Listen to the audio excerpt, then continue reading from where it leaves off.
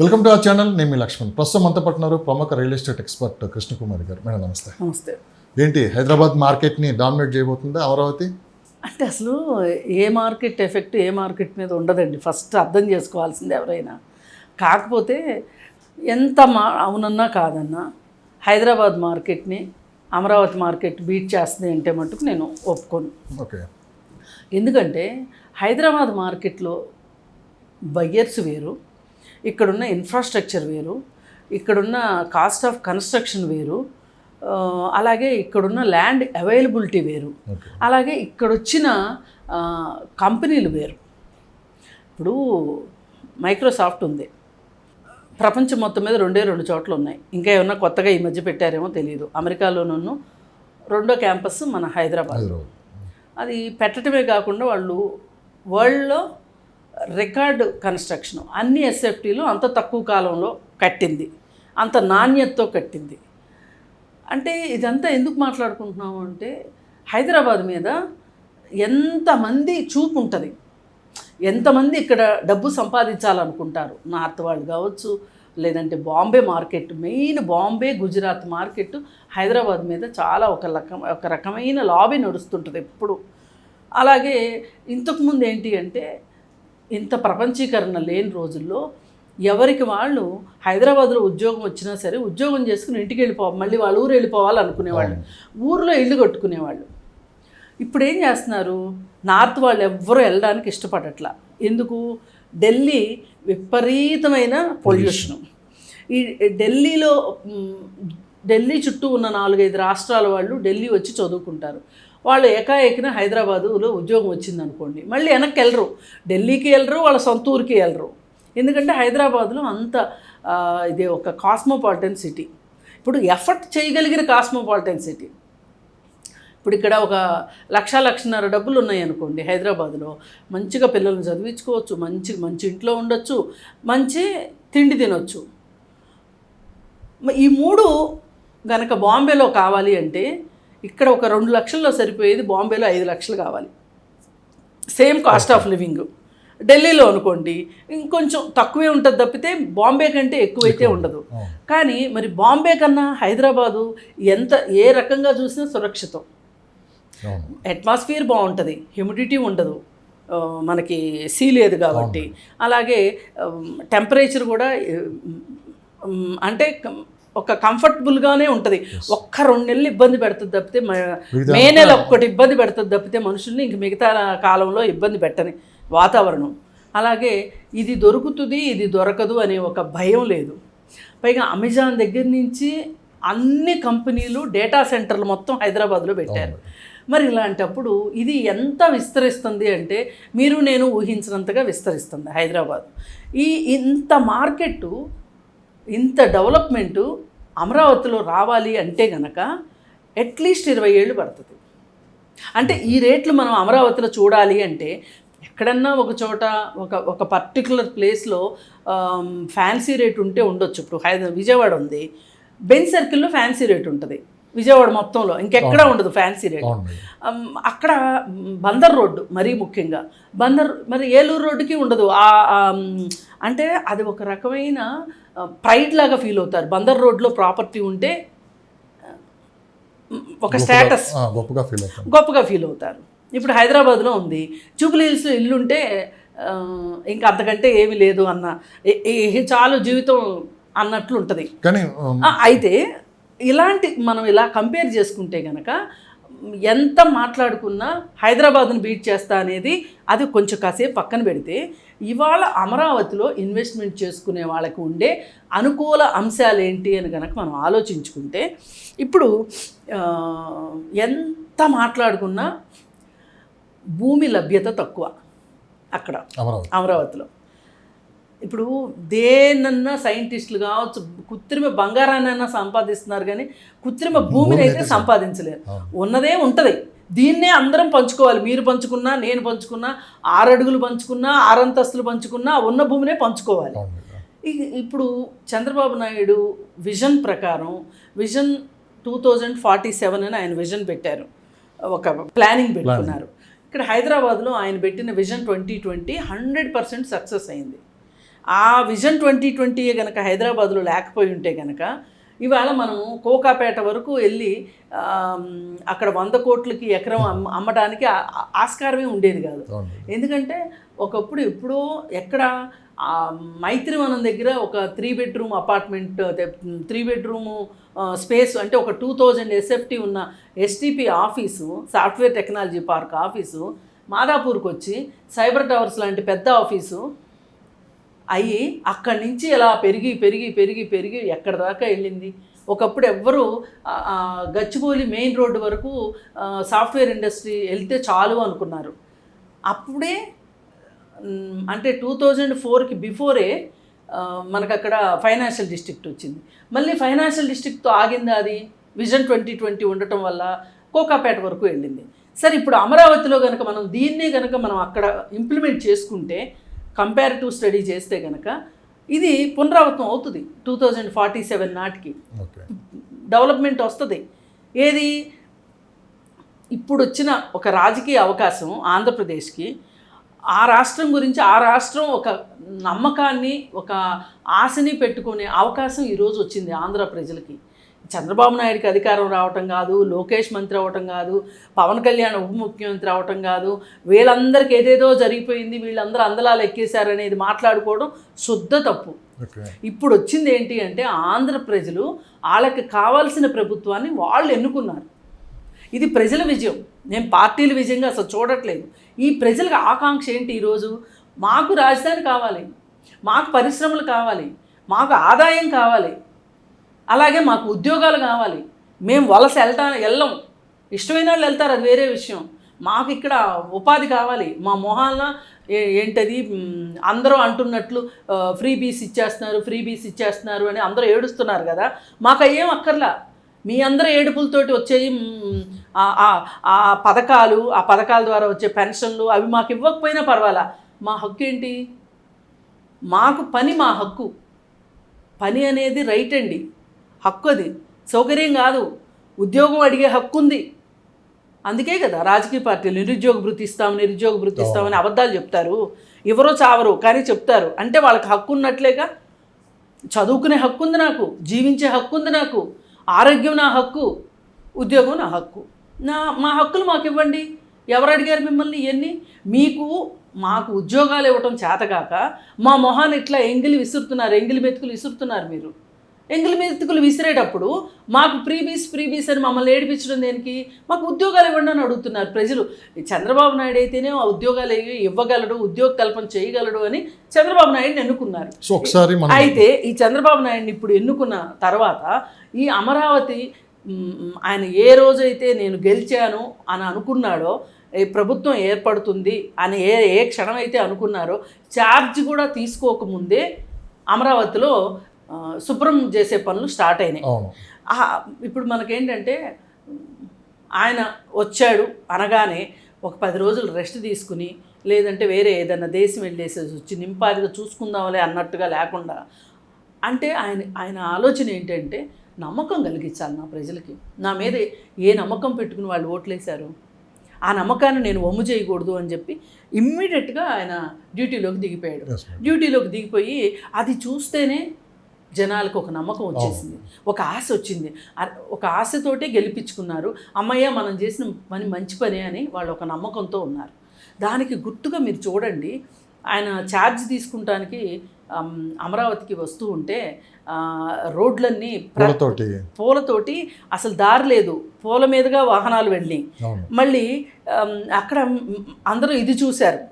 నేను ఇంకొకటి గమనించా, ఇప్పుడు ఊరు కనిపించినంతసేపు పువ్వులు వేశారు కాబట్టి ఆ రోడ్డు ఎట్లుందో మనకు తెలియలా. ఊరు దాటగానే ఇంకొక ఊరికి వెళ్ళే లోపు రోడ్డు ఎంత భయంకరంగా ఉందండి, అటుపక్క ఇటుపక్క కోసుకుపోయి. అంటే కనీసము హైకోర్టుకి వెళ్ళే రోడ్డును కూడా సరిగా వేసుకోలేదా వీళ్ళు? అంటే రోడ్డు పాడైపోతే రోడ్డును కూడా మరమ్మతు చేయలే ఈ 5 ఏళ్లలో జగన్ రెడ్డి. అంటే అమరావతి మీద అతనికి ఎంత ద్వేషం ఉందో అర్థమవుతుంది. మంత్రుల చేత చెప్పించాడు కదా అది శ్మశానం అని, ఆ శ్మశానం లాగానే తయారు చేయాలని చేశాడు కూడా. మరి అంటే ఇక్కడి నుంచి మొదలెట్టాలి డెవలప్మెంట్. అంటే అంత చెత్త చేసి వెళ్ళారు వాళ్ళు. ఈ చెత్తనంతా ఊడ్చి శుభ్రం చేసి ఏం కావాలి ఏం చెయ్యాలి అనేది చేయడానికి అది చంద్రబాబు నాయుడు వల్లే సాధ్యమని నేను నమ్ముతున్నా. మినిస్టర్ నారాయణ గారు కూడా చెప్పారు 2.5 సంవత్సరంలోనే అమరావతిని నిర్మిస్తాము, ప్రభుత్వ భవనాలన్నీ మేము నిర్మిస్తామని చెప్పి కూడా అన్నారు. అంటే ఒకసారి మనం 2014 నుంచి 2019లో అంటే అమరావతిలో ఒక్కసారిగా రేట్లు అయితే విపరీతంగా పెరిగిపోయాయి. అంటే అంతకుముందు మనకు ఉమ్మడి రాష్ట్రం, అప్పుడు చంద్రబాబు నాయుడు గారు అనౌన్స్ చేయటం, సో ఒకసారిగా రేట్లు ఎగబడి అక్కడ కొనేసారు జనం. దాదాపు ఎకరం వచ్చేసి ఆ రోజుల్లో 4 కోట్లు, 5 కోట్లు, 6 కోట్ల వరకు వెళ్ళింది. తర్వాత 2019 నుంచి 2024 మధ్య ఏం జరిగిందో మనం చూసాం. అక్కడ కొన్నవాళ్ళ పరిస్థితి ఏంటి, ఏం జరిగింది అనేది కూడా. కానీ ఇప్పుడు ఇన్వెస్ట్ చేయాలనుకునే వాళ్ళు కొంత ఆలోచన దూరంలో పడ్డారు. పరిస్థితులు రేపు ఎలా ఉంటాయో అని చెప్పి ఒక డౌట్తో ఉన్నారు. సో అసలు నిర్భయంగా ఇప్పుడున్న గవర్నమెంట్ చూసైనా సరే అక్కడ ఇన్వెస్ట్ చేయొచ్చా అంటే మీరు ఏం చెప్తారు? ఎప్పుడు కూడానండి real estate market fear, greed మీదే ఉంటుందండి. భయము, ఆశ, అత్యాశ అనగానే ఆశ, ఈ రెండింటి మీదనే, ఈ రెండు బ్యాలెన్స్ అయినప్పుడు, ఈ ఫియరు గ్రీడు బ్యాలెన్స్ అయినప్పుడేమో రేట్లు కరెక్ట్గా ఉంటాయి. ఇప్పుడు బాగా ఫియర్లో ఉన్నారనుకోండి, భయంలో ఉన్నారనుకోండి, అవసరాలు ఉన్నాయి అనుకోండి, అమ్మేస్తారు. అలాగే గ్రీడు అంటే ఆశ, వాళ్ళు పెట్టుకున్న ఆశ గనక కొంచెం ఇటు అటు అవుతుంది అనుకోండి, అప్పుడు ఒత్తిడిలో అమ్మేస్తారు.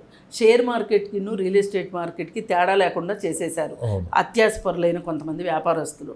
ఒక కృత్రిమమైన మార్కెట్ని సృష్టించారు. ఈసారి అలాంటి తప్పు పని జరగకూడదని నేను కోరుకుంటున్నా. కాకపోతే ఇంకొకటి ఏంటి అంటే, ఇప్పుడు అక్కడ జరగబోయేది ఏంటంటే, నాకున్న 25 ఏళ్ళు 27 ఏళ్ళ అనుభవంలో ఇప్పుడు అక్కడ పెట్టుబడి పెట్టి 5 సంవత్సరాల నుంచి 6 సంవత్సరాల నుంచి వెయిట్ చేస్తున్న వాళ్ళు ఉన్నారు. ఈ వెయిట్ చేస్తూ ఉన్న వాళ్ళు కొంతమంది ఒత్తిడిలో అమ్మేసుకున్న వాళ్ళు కూడా ఉన్నారు. అంటే పిల్లల చదువులో, లేకపోతే అనారోగ్యాలు, లేకపోతే పెళ్ళిళ్ళు, ఇలాంటి కారణాలతో అమ్మేసుకున్న వాళ్ళు అమ్మేసుకున్నారు. ఇప్పుడు కూడా అలాంటి అవసరాలు ఉన్నవాళ్ళు ఎవరైనా అమ్ముకోవచ్చు, అమ్ముతారు. మార్కెట్లో అలాంటివి దొరుకుతాయి. అలాంటివి దొరికినప్పుడు మట్టుకు ఆలోచించకుండా కొనొచ్చు. ఈరోజు అమరావతి మార్కెట్లో ఇన్వెస్ట్ చేయాల్సిన రోజు ఇది ఇప్పుడు అమ్మే మార్కెట్ కాదు, కొనే మార్కెట్ ఇది. సెల్లర్స్ మార్కెట్ కాదు ఇది, బయ్యర్స్ మార్కెట్ ఇది. మీరు కొనండి, కానీ మీరు మళ్ళా 3 ఏళ్ల నుంచి 5 ఏళ్ల పాటు వెయిట్ చేయాలి. వెయిట్ చేయగలిగిన శక్తి ఉన్న వాళ్ళు కొనండి. అంతేగాని ఈవేళ కొంటే రేపొద్దునకి అయిపోతుంది, రేపొద్దున కొనేస్తే ఎల్లుండికి అయిపోద్ది అని ఇంట్రెస్ట్లకు తీసుకొచ్చి, లేదంటే ఇంకెక్కడన్నా స్థిరమైన ఆస్తులు ఉంటే అవి అమ్మి కొని మార్కెట్ కాదు. ఈరోజు మీ దగ్గర డబ్బు ఉంటే కనుక 5 సంవత్సరాలు వెయిట్ చేయగలిగితే ఇంకెక్కడన్నా ఆస్తి ఉన్నా కానీ అమ్మేసైనా కొనుక్కోవచ్చు. ఇప్పుడు తక్కువ రేట్లకు దొరుకుతాయి. ఇప్పుడు ఈ పని వేగాన్ని బట్టి, అక్కడ జరిగే వేగాన్ని బట్టి రేట్లు కూడా అలాగే పెరుగుతూ ఉంటాయి. అందుకని ఇవాళ కొనాల్సిన మార్కెట్ అమరావతి. అయితే ఇక్కడ ఇంకొకటి ఏంటి, మనం షరతులు వర్తిస్తాయి అన్నట్లు ఒక మాట ఏంటి అంటే, మరీ రేట్లు పెంచారు అనుకోండి, ఎవరో దిగి రావట్లేదు, కొండ దిగట్లేదు అనుకోండి, కొనకండి. కొంచెం అనుకూలంగా ఉంటే కనుక, ఇప్పుడు ఏంటంటే కొంతమంది, ఇప్పుడు మురళీమోహన్ గారు ఉన్నారు, అపర్ణ వాళ్ళు ఉన్నారు, అలాగే రామకృష్ణ హౌసింగ్ వాళ్ళు ఉన్నారు గుంటూరు. ఇప్పుడు ఇట్లా ఒక 50 కంపెనీలు అక్కడ డబ్బులు పెట్టి ఉన్నాయి, దగ్గర చిన్నవి పెద్దవి కలిపి. అందరూ అక్కడ స్ట్రక్ అయిపోయి ఉన్నారు. వాళ్ళందరూ ఇప్పుడు ఏమి ఆలోచిస్తారు, ఫస్ట్ వాళ్ళు దీనిలోంచి బయటికి రావాలి అనుకుంటారు. అంటే ఇప్పుడు అమరావతి ఎట్లా అయితే మొదలైందో, మళ్ళీ పునర్నిర్మాణం ఎట్లా అయితే మొదలైందో, వాళ్ళ ప్రాజెక్టులు కూడా అలా స్టార్ట్ చేసుకుంటారు. స్టార్ట్ చేసుకున్నప్పుడు వాళ్ళు ఏంటంటే ఫ్లాట్స్ అవన్నీ అమ్మేసేసుకుంటారు, ఉంచుకోరు. ఎందుకంటే వాళ్ళు ఇప్పుడు ప్రస్తుతం వాళ్ళకున్న ఇదేంటి, బయటపడడం కావాలి వాళ్ళకి. అలాంటప్పుడు వాళ్ళు ఏం చేస్తారంటే ఎఫర్టబుల్ ప్రైసెస్లో అమ్ముతారు. అలాంటప్పుడు సామాన్యులు కొనుక్కోండి. ఇప్పుడు అమరావతిలో ఎకరం పొలమే కొనుక్కోనక్కర్లా. అందరి దగ్గర 3 కోట్లు 4 కోట్లు ఉండవు. ఒక 50 లక్షలు 60 లక్షలు ఉన్నాయనుకోండి, ఒక అపార్ట్మెంట్ కొనుక్కోవచ్చు కదా. అమరావతిలో కొనుక్కున్నారనుకోండి, ఒక 3 సంవత్సరాల తర్వాత ఒక 20 లక్షలు పెరిగింది అనుకుందాం, పోనీ 15 లక్షలే పెరిగింది అనుకుందాం, తప్పేం కాదు కదా. ఎవరికి తగ్గ ఇన్వెస్ట్మెంట్ అక్కడ అది ఉంది. ఆ ఇన్వెస్ట్మెంట్ ప్రకారం ఇన్వెస్ట్ చేసుకోండి. కాకపోతే విపరీతమైన గ్రీడ్తో కొన్నారు అంటే విపరీతమైన ఫియర్తో అమ్ముకోవాల్సి వస్తుంది. దాన్ని బ్యాలెన్స్ చేసుకోండి. కానీ ఏది ఏమైనప్పటికీ ఆంధ్రప్రదేశ్లో పరిశ్రమలు వచ్చేలాగానే ఉన్నాయి, వస్తాయి కూడా. ఇప్పుడు ఈ అమరావతి త్వరితగతిన అయ్యే పని, అలాగే ఫస్ట్ వాళ్ళు కాన్సన్ట్రేట్ చేస్తుంది కూడా ఎట్లా చేస్తున్నారంటే 90%, 70%, 50% అయిన బిల్డింగులు చాలా ఉన్నాయి. అవి మనకు టీవీలో చూపిస్తూనే ఉన్నారు. ఆ బిల్డింగులు ఫస్ట్ కంప్లీట్ చేసేలాగా ఉన్నారు. ఇన్ఫ్రాస్ట్రక్చర్ వాళ్ళు ఒకప్పుడు వేసిన ఇన్ఫ్రాస్ట్రక్చరు ఈ 5 ఏళ్ళు వాడకపోయేసరికి రోడ్లు, డ్రైనేజు, ఎలక్ట్రిసిటీ ఇవన్నీ పోయినాయి. అవన్నీ మళ్ళీ రీఆర్గనైజ్ చేసుకుంటారు, అంటే రిస్టోర్ చేస్తారు, మళ్ళీ పునరుద్ధరిస్తారు ఇవన్నీ. ఇప్పుడు ఈ పునరుద్ధరించి ఈ బిల్డింగులన్నీ కంప్లీట్ చేసేసరికి కనీసం ఒక 6 నెలలు, సంవత్సరం పడుతుంది. తర్వాత ఇక ఆ పాత ప్లానింగ్ అంతా దుమ్ము దులిపి తీసి ఈ లోపు దాని పనికి దానికి, దీని పని దీనికి జరుగుతూ ఉందనుకోండి, ఒక కళ వస్తుంది ఫస్ట్.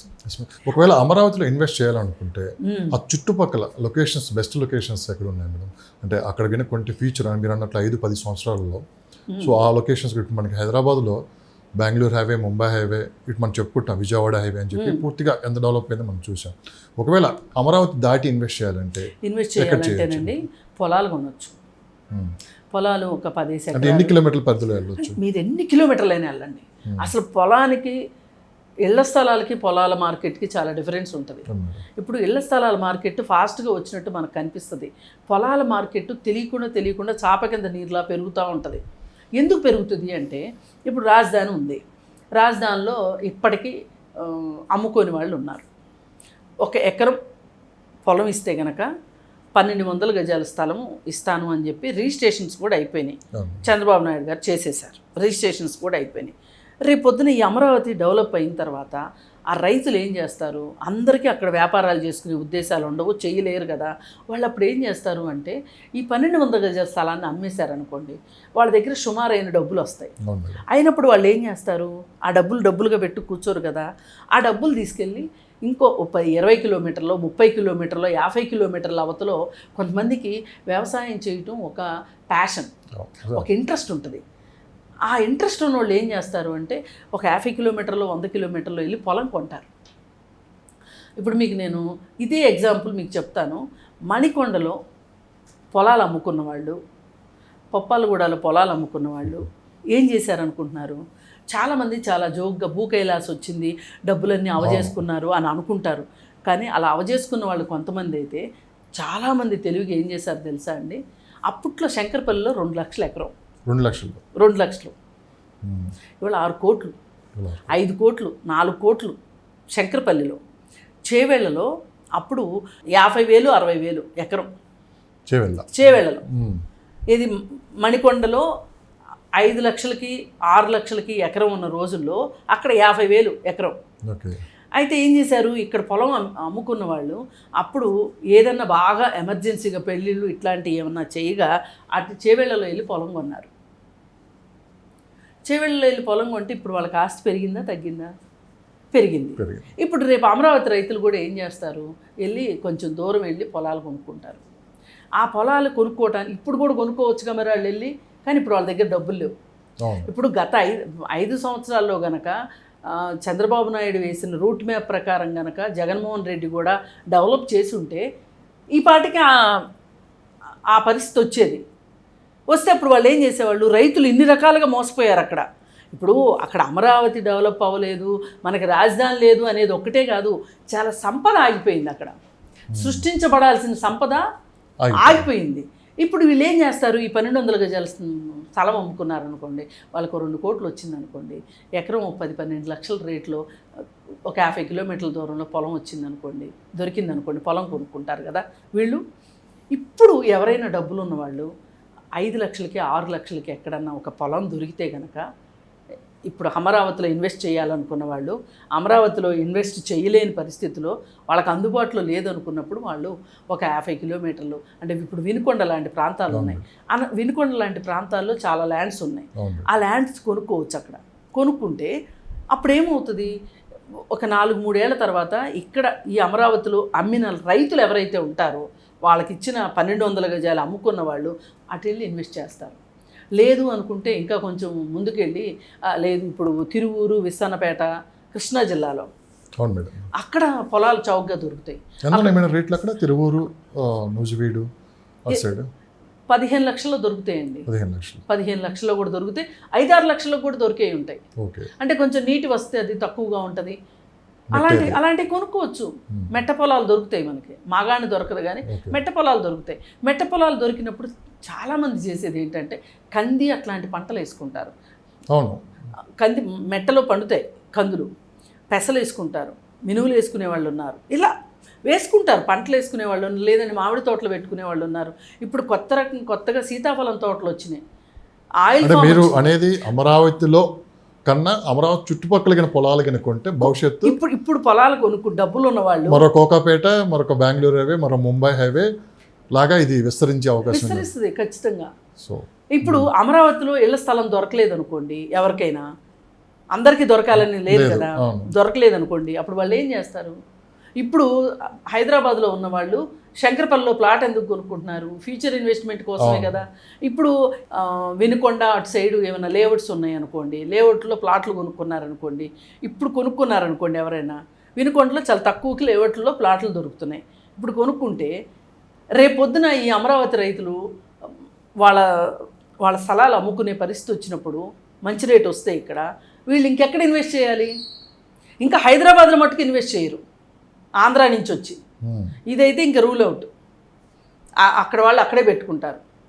ఓకే, హైదరాబాద్ రారు వాళ్ళు. ఎందుకంటే వాళ్ళు ఒకప్పుడు రాజకీయ నాయకులు చేసిన తప్ప, వ్యాపారవేత్తలు చేసిన తప్ప తెలియదు కానీ, ఆంధ్రా నుంచి వచ్చిన వ్యాపారవేత్తలు, సినిమా వాళ్ళు, వీళ్ళందరూ కలిసి హైదరాబాద్ని ఈ విధంగా డెవలప్ చేసిన తర్వాత, రాష్ట్రం విడిపోయిన తర్వాత మరి ఖాళీ చేతులతో వెళ్ళిపోవాల్సి వచ్చింది కదా, ఇక్కడ వదిలేసేసి.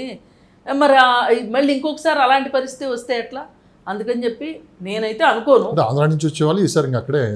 అంటే ఇక్కడ ఎలక్షన్ ముందు ఒకటి జరిగింది మేడం, అంటే గవర్నమెంట్ కింద మళ్ళీ పాత గవర్నమెంట్ కింద వస్తే కొన్ని వందల మంది అక్కడి నుంచి, అంటే ఆంధ్రా నుంచి వచ్చి హైదరాబాద్లో బిజినెస్ చేసుకోవాలి, రియల్ ఎస్టేట్ వ్యాపారమో ఏదో రకరకాల అనుకున్న వాళ్ళు. సో ఎలక్షన్ రాగానే ఒకసారి వీళ్ళ ఆలోచన మారింది. ఆ ఇన్వెస్ట్మెంట్స్ మొత్తం ఇప్పుడు అమరావతి చుట్టుపక్కల, అమరావతి అక్కడే ఇన్వెస్ట్ చేయడానికి మొగ్గు చూపారన్నారు. తర్వాత ఎన్ఆర్ఐలు కూడా ఎక్కువ మంది ఇంకా అమరావతి వైపే చూస్తున్నారు అని వినిపిస్తున్న మాట ఎంతవరకు? అవును, ఇన్నర్ రింగ్ రోడ్డు ఒకటి వేశారు. అది ఎక్కడ మొదలైంది? ఇప్పుడు హైదరాబాద్ నుంచి మనం వెళ్తున్నాం అనుకోండి, గొల్లపూడి రాకముందు ఒక రోడ్డు రైట్కి, ఒక రోడ్డు లెఫ్ట్కి బ్రిడ్జ్ చేసి ఉంది. లెఫ్ట్కి వెళ్ళే రోడ్డు వైజాగ్ వెళ్తుంది. అది అంటే వైజాగ్ వెళ్ళే బస్సు కానీ, లారీ కానీ, కారు కానీ విజయవాడలో పని ఉంటే తప్పితే విజయవాడ రావాలి. ఆ రోడ్లో వైజాగ్ వెళ్ళిపోతాయి. ఇప్పుడు రైట్కి తీసుకునేవి అమరావతికి వెళ్ళిపోతాయి. ఇప్పుడు అమరావతికి వెళ్ళే కారు కానీ, అమరావతికి మాత్రమే వెళ్ళే బస్సు కానీ, లారీ కానీ ఇక్కడ రైట్కి ఎక్కేసేసి ఇప్పుడు మన హైదరాబాద్లో ఉన్న ఔటర్ రింగ్ రోడ్లో ఎట్లా అయితే చేస్తామో అట్లా ఇప్పుడు 2 కిలోమీటర్లు కలిస్తే చాలు అమరావతికి రోడ్డు వచ్చేసినట్లు లెక్క. అది వచ్చేసింది అనుకోండి, అప్పుడు ఏమైపోతుంది? చాలా ట్రాఫిక్ కలిసి వస్తుంది. ఇప్పుడు మద్రాసు వెళ్ళే వాళ్ళు కావచ్చు, అక్కడి నుంచి ఒకవేళ బెంగళూరు వెళ్ళాలనుకున్న వాళ్ళు కావచ్చు, ఇంకా అటు నుంచి అటు వెళ్ళిపోతారు. ఇటు విజయవాడ వైపు ఎలా ఉంటుంది? విజయవాడ దాటిన తర్వాత విజయవాడ ఇప్పుడు నూజివీడు అటు బాగుంటుందండి. ఇప్పుడు ఇందాక మనం అనుకున్నాం కదా, ఏది తిరువూరు, విశాఖపేట అటు సైడు పొలాలు తీసుకోవచ్చు. పొలాలు ఇటు బాపట్ల, చీరాల, అటువైపు కూడా పొలాలు తీసుకోవచ్చు. అంటే సీ ఏరియా మొత్తం. ఇప్పుడు మనకి ఆంధ్రప్రదేశ్లో ఉన్న బ్యూటీ ఏంటి అంటే, తీర ప్రాంతం మనకు చాలా ఉంది. ఆ తీర ప్రాంతాన్ని వాడాలి. ఆ తీర ప్రాంతము ఒక రకంగా ప్రైవేట్ వ్యక్తుల చేతుల్లోకి వెళ్ళిపోయింది. అంటే పోర్ట్లన్నీ కూడా, గవర్నమెంట్ పోర్ట్లన్నీ కూడా ఆక్షన్ ద్వారా ప్రైవేట్ వ్యక్తులు పాడుకున్నారు. అందులో సింహభాగం అదానియే తీసుకున్నాడు. అదాని కాంట్రాక్ట్ ఎన్ని రోజులు ఉందో చూసుకొని మళ్ళీ ఇప్పుడు ఒక రకంగా ఆలోచించాల్సింది ఏంటంటే, రాజకీయ నాయకులు వాళ్ళ పర్సెంటేజ్ల కోసం, వాళ్ళ వ్యాపార లావాదేవీల కోసం, వాళ్ళ స్వలాభం కోసం ఒక దుర్మార్గుడికి కాంట్రాక్టులు కట్టబెట్టేస్తున్నారు. దానివల్ల రాష్ట్రానికి ఆదాయానికి చాలా నష్టం వస్తుంది. అలాంటి జరగకుండా చూడాలి గవర్నమెంట్. అట్లా చూస్తేనే, ఇప్పుడు వీళ్ళు సొంతగా అవినీతి చేయకపోవచ్చు, అవినీతి చేసేవాడిని ఆహ్వానించారనుకోండి, దానివల్ల కూడా రాష్ట్రానికి నష్టమేగా. అందుకని మనకి తీర ప్రాంతం చాలా ఉంది. ఇప్పుడు బాపట్ల ఉంది, బాపట్ల టూరిజం బాగా డెవలప్ చేయొచ్చు. సో అక్కడ కొనుక్కోవచ్చు మనం. అక్కడ కూడా కొనుక్కోవచ్చు. అందరూ వైజాగ్కి వెళ్ళలేరు కదండి, అందరూ వైజాగ్ లేరు, అమరావతి వెళ్ళలేరు. అమరావతి వెళ్ళలేరు అనుకోండి. వెళ్ళలేని వాళ్ళు ఆ బాపట్ల, చీరాల, మనకి సి ఏరియా మొత్తం, సి ఏరియా ప్రాంతంలో ప్రభుత్వం గనక సహకరించి టూరిజంని కనుక బాగా డెవలప్ చేసుకుంటే ఆంధ్రప్రదేశ్లో టూరిజము నౌక ఎస్ మేడం, మీరు అన్నది కరెక్ట్. అటు వైజాగ్ ఓ పక్క బాపట్ల చుట్టుపక్కల ఏరియాలు మొత్తం కూడా డెవలప్ అయ్యి మంచి ఇప్పుడు తక్కువ రేట్లు అయితే దొరుకుతాయి. భవిష్యత్తులో అయితే ఇంకా అది వైజాగ్లో అయితే కొనుక్కోలేరు. వైజాగ్లో వెళ్ళి వీళ్ళంతా కంపు చేసేసారు కాబట్టి వైజాగ్లో కొనుక్కోలేరు. ఇంకా ఏదన్నా కొంచెం విజయనగరం, శ్రీకాకుళం అటు సైడ్ కూడా ఏమన్నా వెళ్ళి కొనుక్కుంటే కొనుక్కోవచ్చు. ఇప్పుడు ఎప్పుడైనా సరే 4 రోజులు ఆలస్యం కావచ్చండి. భూమి మట్టుకు పాడైపోయే వస్తువు కాదు, ఎక్స్పైరీ డేట్ ఉన్న వస్తువు కాదు, అలాగే ఎవరైనా ఎత్తుపోయే వస్తువు కూడా కాదు. ఇప్పుడు వచ్చిన ఈ శాస్త్ర సాంకేతిక పరమైన అవకాశాలతోటి మన భూమిని వేరే వాళ్ళు ఎంతో ఆర్భాటం ఉంటే తప్పితే చేయలేరు. ఒక రాజకీయ నాయకుడు తలుచుకోవాలి, ఆ రాజకీయ నాయకుడు వెనకమాల ఒక రౌడీ సామ్రాజ్యం ఉంటే తప్పితే చేయలేరు. ఇప్పుడు నిన్న చూడండి, కొడాలి నాని అనుచరులు 6 ఎకరాల్లో చుట్టూ కాంపౌండ్ వాళ్ళు కట్టేసేసి లోపల చిన్న చిన్న షెడ్లు వేసుకుని ఉన్నారంట. అధికారం అయిపోగానే ఏం చేశారు, ఆ రైతులు వెళ్ళి మొత్తం ఆ కాంపౌండ్ వాల్స్ అన్ని కూల్చేశారు. ఎందుకు కూల్చేయగలిగారు వాళ్ళు? ల్యాండ్ వాళ్ళది కాబట్టి కూల్చేయగలిగారు. అంటే మీకు ఐడియా మాట అనవచ్చు, ఒకవేళ మళ్ళీ ప్రభుత్వం వస్తే ఏంటి వాళ్ళ పరిస్థితి అని. కానీ ఏ ప్రభుత్వం శాశ్వతం కాదండి. ల్యాండ్ ఉన్న రైతే శాశ్వతం. ఆయన రికార్డు ఆయన దగ్గర ఉంటుంది కదా. అందుకని ఏంటంటే ఇవాళ మనకి ఫోటో సిస్టమ్ వచ్చేసింది, ఆధార్ లింకేజ్ వచ్చేసింది, బ్యాంక్ ట్రాన్సాక్షన్స్ వచ్చేసినాయి, డిజిటలైజ్ అయిపోతుంది మన డాక్యుమెంట్. ఇలాంటప్పుడు మోసం చేయటం కష్టం. ఇప్పుడు ఒకప్పుడు ఫోటోలు లేని రోజుల్లో ఎవరో ఒకరిని తీసుకెళ్ళి కూర్చోబెట్టేసేసి రిజిస్ట్రేషన్ చేయించేసేవాళ్ళు.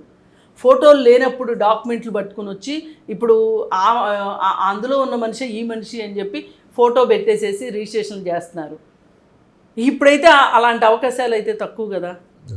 అందుకోసం ఏంటంటే ధైర్యంగా భూమి మీద ఇన్వెస్ట్ చేయండి. అసలు మీ దగ్గర డబ్బు ఉంటే బంగారం కంటే కూడా బంగారానికైనా ఒక లిమిట్ ఉంటుంది. అంటే మీరు చెప్పేది ఫైనల్గా అందరూ అమరావతిలో అయితే కొనలేరు, చుట్టుపక్కల అయితే కొంటే మటుకు భవిష్యత్తు అయితే మీరు అంటే వెయిట్ చేయాలి. ఒక 5 to 10 years వెయిట్ చేస్తే 5 years మినిమం 5 years అని లాకింగ్ పీరియడ్ లాగా ఇప్పుడు పెట్టుకొని. ఒకప్పుడు పాత రోజుల్లో చాలామంది ఏం చేసేవాళ్ళు, ఫిక్స్డ్ డిపాజిట్లు పెట్టుకునేవాళ్ళు. 6 ఏళ్ళ ఫిక్స్డ్ డిపాజిట్, 7.5 ఏళ్ళ సేమ్ అలానే ఇది కూడా. ఇంకా ల్యాండ్ కూడా అంతే, ఫిక్స్డ్ డిపాజిట్. 50-60 కిలోమీటర్లు వెళ్ళి కొనుక్కోవచ్చు. 100 కిలోమీటర్లు వెళ్ళండి. ఇప్పుడు మీకు ఒకటి తెలుసో లేదు, హైదరాబాద్లో ఎవరు కూడా తెలంగాణలో ల్యాండ్స్ కొనట్లా, కర్ణాటకలో ల్యాండ్స్ కొంటున్నారు వెళ్ళి. అక్కడే కొంచెం దాటి వెళ్ళిపోయారు. అక్కడే కొంచెం సరసంగా దొరుకుతున్నాయి రేట్లు. ఇప్పుడు హైదరాబాద్లో కృత్రిమంగా పెంచేశారు. అలాగే ఆ ల్యాండ్ కరెక్షన్ ఇప్పుడు జరగబోతుంది. ఇప్పుడున్న పరిస్థితుల్లో ల్యాండ్ కరెక్షన్స్, రేట్ కన్స్ట్రక్షన్స్ జరుగుతూ ఉంటాయి. ఎప్పుడు కూడా మార్కెట్ని ఇలా పైకి తీసుకెళ్ళామనుకోండి, ఎక్కడో ఒక చోట ఆగిపోయి కరెక్షన్. చంద్రబాబు నాయుడు గారు ఆలోచన ప్రకారం వరల్డ్ క్లాస్ సిటీగా అమరావతి అనేది వరల్డ్లోనే నెంబర్ 1 సిటీగా డెవలప్ చేస్తామని చెప్పి అన్నారు. కాబట్టి ఖచ్చితంగా ఆయన విజన్ కూడా మనం చూసాం ఆల్రెడీ. ఒక హైటెక్ సిటీ ఎలా డెవలప్ అయిందో, సైబరాబాద్ ఎలా అయిందో, గచ్చిబౌలి ఎలా అయిందో చూసాం. సో అలా సిటీ డెవలప్ అవుతుంది కాబట్టి లాంగ్ అంటే మీరు అన్నట్టు ఒక 50-60 కిలోమీటర్లకి వెళ్తే మంచి తక్కువ రేట్లకు వస్తాయి. ఒక 5 సంవత్సరాలు చూసుకున్నాం అంటే మనం ఏదైతే అనుకుంటున్నాం ఈ రోజుకి ఒక్కొక్కట్లో 100 కోట్లు ఉంటుందో ఆ రోజు ఆ రేట్లు కూడా అక్కడ రావచ్చు అనే అవకాశం ఉందంటారు, అంతే కదా. ఇప్పుడు కాకపోతే ఒకటి, గ్రోత్ ఆ విధంగా వస్తుంది. కానీ ఆ గ్రోత్ని మీరు ఎప్పుడు కూడా కోట్లల్లో చూడకుండా ప్రాక్టికల్గా చూస్తే కనుక, ఇప్పుడు ఎవరైనా చూడండి, 10 దగ్గరికి వెళ్ళి ఆలోచించామనుకోండి, 7 వచ్చినా సంతృప్తి అనిపించదు మనకి. మనం 5 దగ్గర లెక్కేసుకున్నాం అనుకోండి, 6 వస్తే ఏమనిపిస్తుంది, మన అంచనాకు మించి వచ్చింది, సంతోషంగా ఉంటుంది. అందుకని హై ఎక్స్పెక్టేషన్స్ మానేయాలి. అక్కడ కొంతమంది డబ్బా కబుర్లు చెప్పేవాళ్ళు ఉంటారు, ఆర్టిఫిషియల్ రేట్లు క్రియేట్ చేసేవాళ్ళు ఉంటారు. వాళ్ళు కొంచెం కొన్ని రోజులు నోరు మూసుకుంటే అమరావతి మీద పోయినసారి వచ్చిన చెడు పేరు రాకుండా ఉంటుంది. అమరావతి అంతా రియల్ ఎస్టేటే, అమరావతి అంతా ఆ రైతులంతా ఒట్టిది, బోగస్, వాళ్ళందరికీ ఒకటి పిల్ల ఆంటీలు, ఇలా చెత్త మాటలన్నీ మాట్లాడారు కదా. అవన్నీ రావడానికి కూడా కారణం ఏమొచ్చిందంటే, ఇప్పుడు వీళ్ళందరూ ప్రభుత్వం మారగానే మన రియల్ ఎస్టేట్ ఎక్కడ పడిపోద్దు అని ఏడుస్తున్నారు అనే మాట వచ్చింది. దానికి ఎందుకు వచ్చింది, మీరు పొద్దున్న రేటు సాయంత్రానికి లేదు, సాయంత్రం రేటు పొద్దునకి లేదు. ఆ అత్యాశకి పోయినప్పుడు ఎదురు దెబ్బలు తగులుతాయి. అలా కాకుండా కొంచెం రియల్ ఎస్టేట్ మార్కెట్ని కూడా రియలిస్టిక్గా ఆలోచించి ఇన్వెస్ట్ చేశారనుకోండి, అప్పుడు భవిష్యత్తు బాగుంటుంది. భవిష్యత్తు బాగుంటుంది. Thank you madam, thank you. Thank you.